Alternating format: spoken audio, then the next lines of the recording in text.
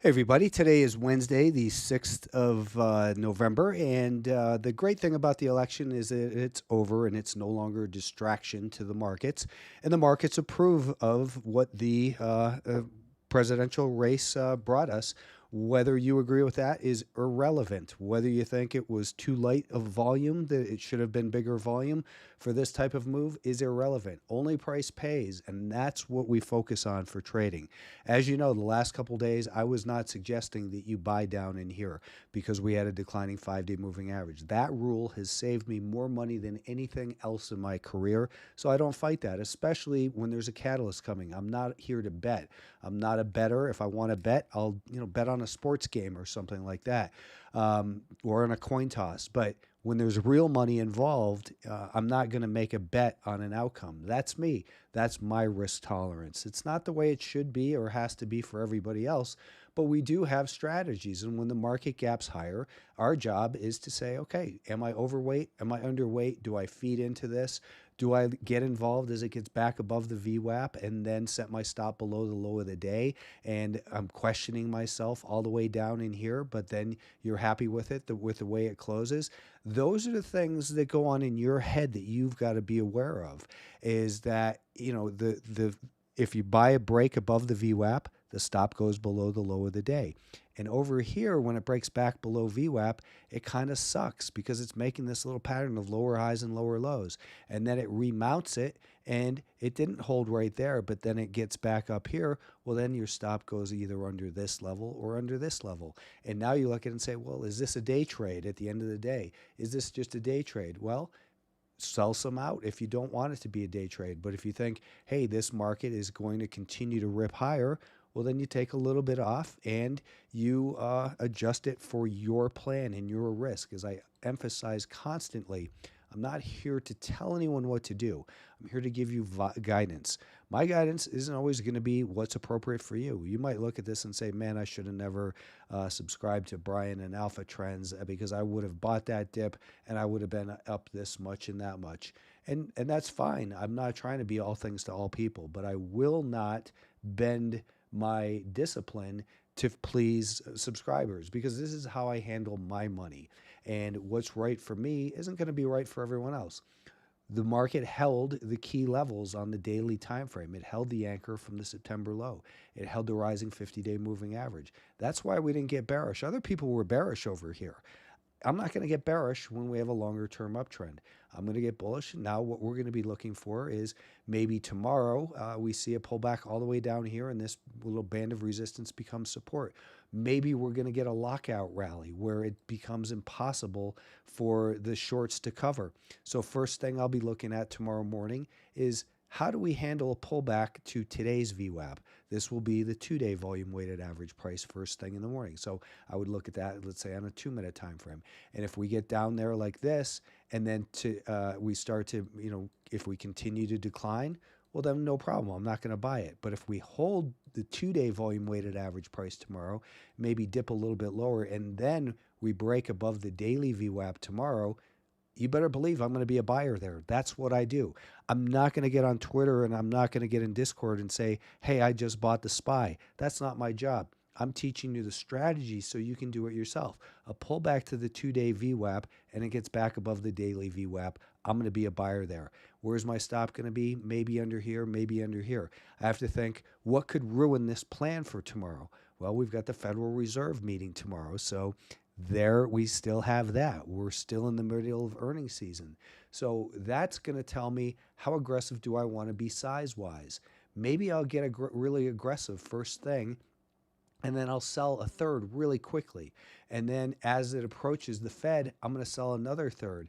And if it starts to pull back from the Fed, well, you better believe I'll get out right there. I don't have a goal in mind for the upside, but I know that the primary trend and the intermediate term trend are higher, so it's most likely it'll be able to continue to move higher tomorrow. Maybe instead it does this. Well, then no problem. I'm not going to be a buyer. And if it gets stuck below the 2-day VWAP and then it rallies up to it and then gets back below the daily VWAP for a day trade, I might short it here with a stop above there, knowing that we're still in a bull market, but thinking, hey, maybe I can add a little bit of money into my account tomorrow But again, we have a catalyst. We have the Fed. You've got to do what's right for you. I'm teaching you the strategies. I'm trying to, provide some formulation of what your discipline should be based around, and whether or not the time frame I'm talking about is the one that you're interested in. The concepts are the same and applicable to all time frames. Let's talk real quick about Bitcoin before I forget. As I mentioned, I sold some Bitcoin at 70, I forget now, 74.6 maybe. I have a 20% position left. I am not concerned that it's continuing higher. Either I will get involved after the next little pullback, or I will maybe pay a higher price. Everyone should listen to that Stanley Druckenmiller interview. There is so much wisdom in there, and he says stuff so much better than I do. So listen to that tonight. That's, if I'm going to give a homework assignment, that's it. I don't care if I don't, participate in the next 10,000 points in Bitcoin. It does not bother me.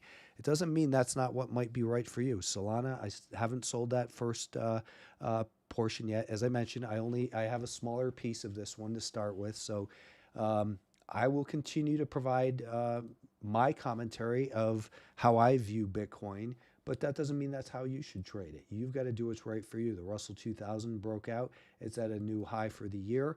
Was there an opportunity in here to buy above the volume weighted average price with a stop below the low of the day, or to buy above the strength above the VWAP right here, or the strength after the touch of the VWAP right there?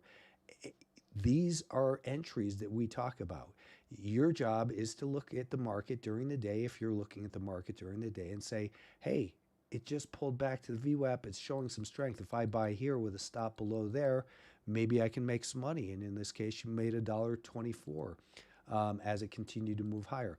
On the weekly time frame and on the monthly time frame, it looks like we're going to drive right to a new all-time high here. I don't expect that it's going to give much of a buying opportunity. This could be what becomes a lockout rally, and meaning that it's going to be very difficult to buy. So if you're looking to get involved in the Russell 2000, how would you do it?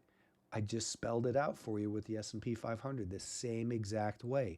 If it pulls back first thing in the morning down towards that 2-day VWAP and starts to hold there, and then it gets back above the daily VWAP, there's your purchase price. It's the same thing every single day. That's what having strategies is all about. Same is true for the semiconductors, the biotechs. We had an opportunity.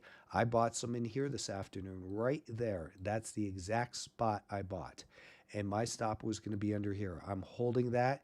I think the biotechs are likely to be able to continue to move higher. We didn't get the pullback. That's what I was looking for. That's what I wanted. The market doesn't care what I want. So when the market changes its tune, we've got to listen.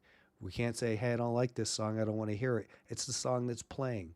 And it looks like the biotechs are going to also break out. And this group, I think, as I've been saying for quite a while, has the potential to go up towards this level. I probably won't hold it for that trade, but I want to be involved now because the buyers are in control. Financials are at an all-time high. I don't trade financials. If you have them, raise your stop.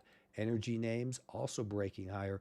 They're into this zone where we've had a lot of supply released in the past. So just be aware of that. Maybe we come back down, and in this case, we have a shoulder. Is this a head and this is a shoulder? And maybe it pulls back, makes a higher low, and then breaks out. As I said, I don't trade energy. Make the trade your own. Use all of the same concepts that I constantly talk about, and make the trade your own for your time frame.